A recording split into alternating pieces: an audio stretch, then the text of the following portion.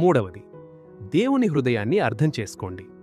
మత్తయి 11:28-29లో యేసుప్రభువు ఇలా పిలుస్తున్నారు: ప్రయాసపడి భారం మోసుచున్న సమస్త జనులారా, నా యొద్దకు రండి, నేను మీకు విశ్రాంతినిస్తాను. చాలామంది దేవుడంటే మనల్ని శిక్షించే ఒక కఠినమైన వ్యక్తి అని భయపడతారు.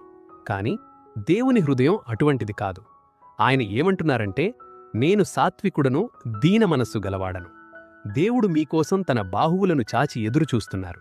మీరు అలసిపోయినా, నిరాశలో ఉన్నా ఆయన దగ్గరకు వస్తే మీకు విశ్రాంతి లభిస్తుంది. ప్రార్థన అంటే దేవుడికేదో లిస్టివ్వడం కాదు, మిమ్మల్ని అమితంగా ప్రేమించే మీ తండ్రితో సమయం గడపడం. ఆయన శిలువ త్యాగాన్ని, ఆయన కనికరాన్ని గుర్తుచేసుకుంటే మీకు ప్రార్థన చేయాలనే ఆశ దానంతటదే కలుగుతుంది. సో, ఈ రోజు నుండి మీకు ప్రార్థన చేయాలని అనిపించినప్పుడు ఈ 3 విషయాలను గుర్తుంచుకోండి. మీ శత్రువును గమనించండి, మీ అవసరాన్ని గుర్తించండి, మరియు దేవుని ప్రేమను తలపోసుకోండి.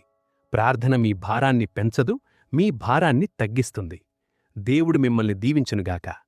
ఆమేన్.